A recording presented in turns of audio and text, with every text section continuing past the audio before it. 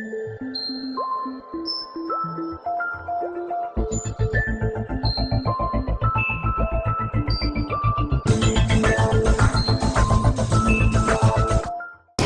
լինում են բեկումնային պահեր, դրան կարող խորն են վերապրում արվեստի մարդիկ, նրանք թերևս ավելի զգացմունքային են եւ հավակնոտ։ Ես գրավելու եմ Հայաստանը, հետո աշխարհը, հետո մոլորակներն ու տիեզերքը։ Այսպիսի տիեզերական նպատակներ ուներ տարիներ առաջ իմ այսօրվա հյուրը։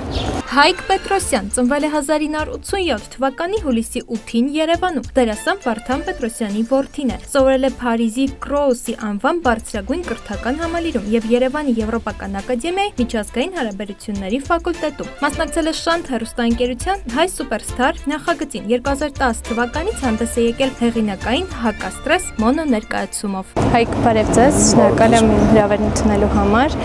Մենք ձեզ հիշում ենք Հայ Սուպերստարից, հետո ձեր stand-up շոուներով, Հակաստրես, բայց վերջին 1-2 տարում կարծես թե ձեզանից որևէ տեղեկություն չկա։ Ինչով եք հիմա զբաղվում։ Դե Սուպերստարից Հակաստրեսից ու համերգներից ես գնացի բանակ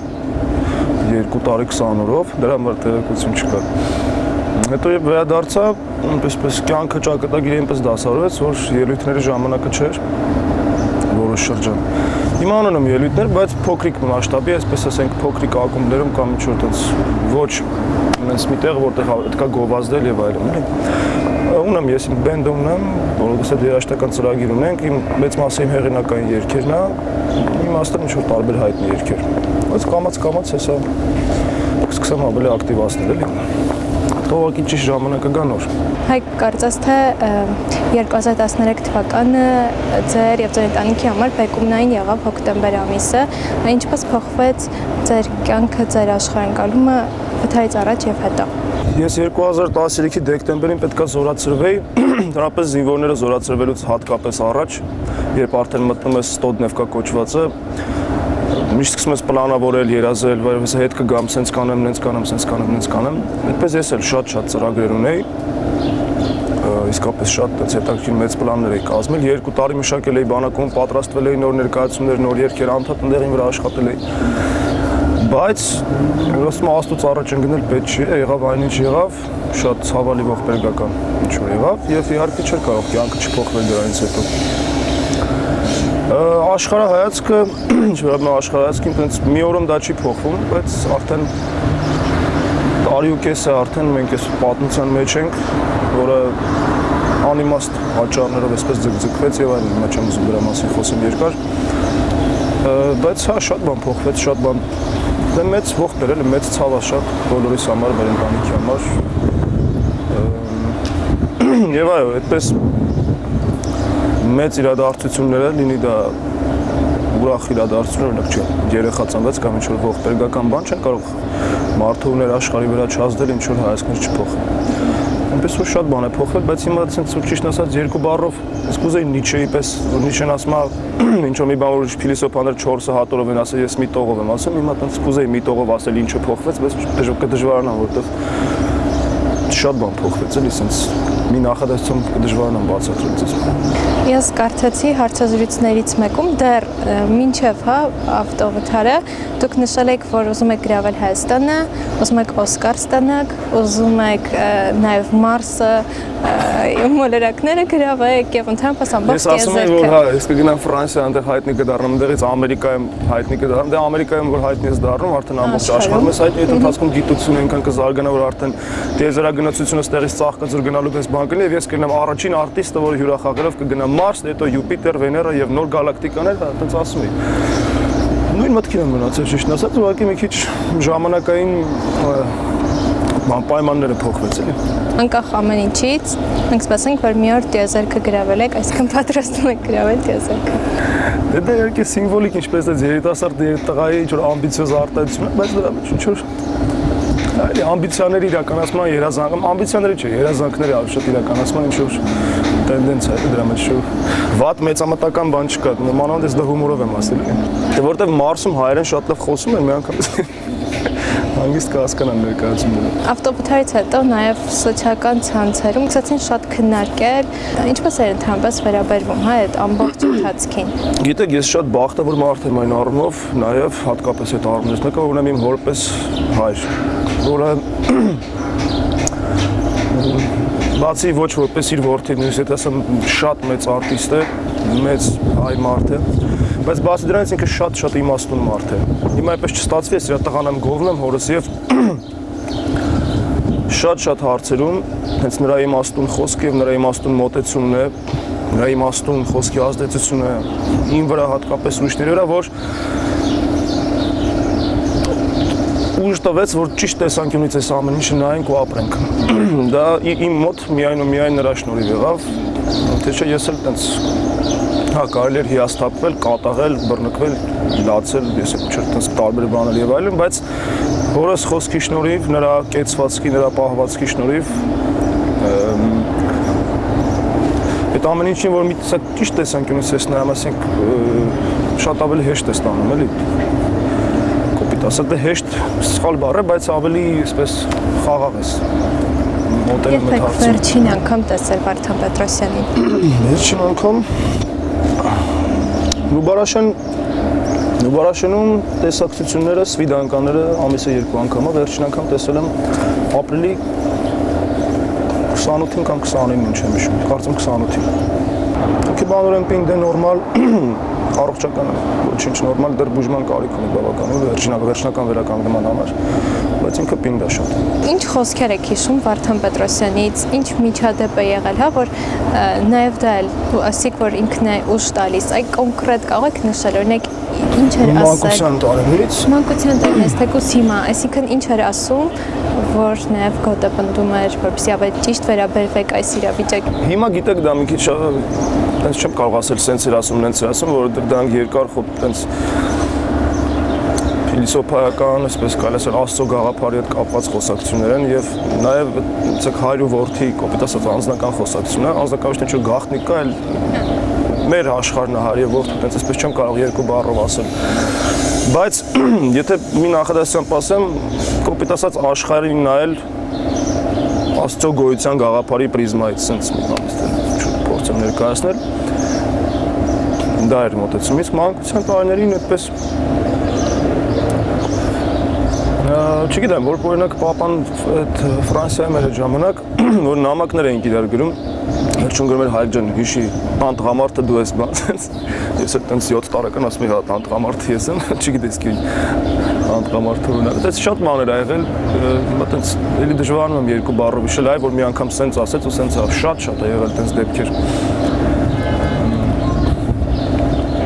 Ինքը միշտ եղել է շատ հոգատար եւ կա այսօր էլ շատ հոգատար, շատ իմաստուն եւ սատարող հայր եւ մարդ շատ-շատերի համար։ Վարդան Պետրոսյանը որպես դերասան սիրողների մեծ մասին հետաքրքիր է արդյոք Վարդան Պետրոսյանը կրկին կլինի բեմում, իրեն սպասում են բեմում։ Ես մեծ հույս ունեմ, որ կլինի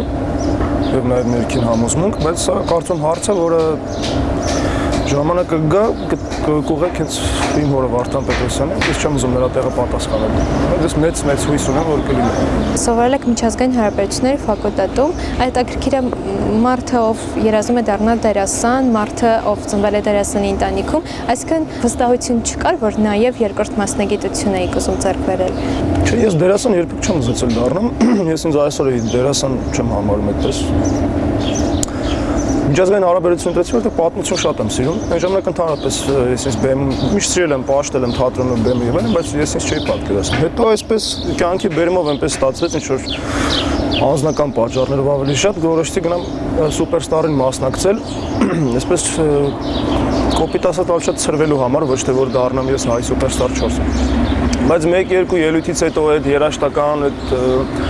շանթերստանքերությունում այդ ժամանակ շատ տենց գեղեցիկ ընկերական մթնոլորտ էր, երաժշտական տենց շատ լավ մասնակիցները շատ լավն են, բոլորս շատ մտերմացել ենք։ Այդ ոնց որ սկսեց ինձ քաշել 1-2 ելույթից հետո կոպիտ ասած ժողովրդական լեզվով ասում են համանգավ բերանաս, այդ այսինքն փաստորեն այդ իմ որոշումը որ կոպիտ ասած ցրվելու համար գնամ ինչ որ մասնակցեմ, դա դառավ բեկումնային իմ կյանքում։ Դա հետագայում նոր դռներ բացեց, նոր ճակատագիր, նոր ուղի իմ կյանքում ստեղծեց։ Իսկ իմ առաջին մասնագիտությունը միջազգային քաղաքագիտություն է, այսպես ասեմ, ինքը շատ հետաքրքիր մասնագիտություն է, ես այդ մասնագիտության 1-2 աշխատանք ունեցել եմ, այստեղ էլ Փարիզում եմ, բայց չգիտեմ, այս պայդրությամբ ես չեմ ուզում շարունակել։ Ինքը ավելի շատ ինձ պետք եկավ, ասենք, ոնց ասեմ, ընդհանուր զարգացվածության համար, ոչ թե ոչ։ 16 տարեկանում միջև որ ասում էի Մարսը գրավեմ, միջև ասում էի նախագահը դառնամ Հայաստանի, որ երկիրը ոտքի կանգնացնեմ, բայց հետո ինչքան քաղաքականություն ուսումնասիրում ես, այնքան հասկանում ես այսպես մեղմ ասած դաժան աշխարհ է եւ այդ նախագահ դառնալու ճանապարհին շատ բաների մեջով պետք է անցնես, վատ բաների, մարդկանց վրա, չգիտեմ, հանրապես համաշխարհային փորձը դա է ցույց տալի եւ ես հրաժարվեցի այդ նախագահ դառնալու մտքից։ Իսկ դեպի բեմ ես շատ այդպես հանկարծակի եկա, ինչպես ասացի, եւ այսպես սիրահարվեցի այդ աշխարհին։ Որպես դերասան, ձեր բեմական կյանքում Վարդան Պետրոսյանը ինչպիսի դեր է ունեցել եւ ինչն է առաջնահերթ նրանից վերցրել։ Ես շատ բան եմ իրենց վերցրել, բայց դա գիտակցաբար չի արվել։ Այ որտես ինքը ստեղ սենց շարժվեց, ես էլ եմ շարժվում։ Ուղղակի տենց տասնյակ տարիներ, որ ամեն իր ներկայացմանը ես բոլոր ներկայացումները միշտ եղել եմ, մանկուց սկսած։ Պլյուս գեները, պլյուս կյանքում իրար շփվելը շատ բաներ կա, օրինակ ես չեմ ելույթների ժամանակ եղել եմ, ինչ որ սկեչ եմ խաղացել, նա շատ նման է, ես շարժ ձևը նման է եւ այլն։ Բայց դա չի եղել գիտակցաբար։ Բայց հետագայում երբ ես արդեն սկսեցի ներկայացումը հայկաստրեսով նշեցի, սկսեցի խաղալ, հայրս տեսավ, արդեն խորհուրդներ ինչ որ ուղղորդելու, որ այս կողմը զարգացրու, այս կողմը լավ է, բայց այս մասը շտկի։ Այդ առումով շատ խորհուրդներ ստացել եմ։ Հիմա օրինակ ես վերջերս ապրիլի 24-ին տանն որոշեցի դնեմ պապայի վերելք ներկայացումը նայեմ, որը ցեղասպանության թեմայի շուրջ է։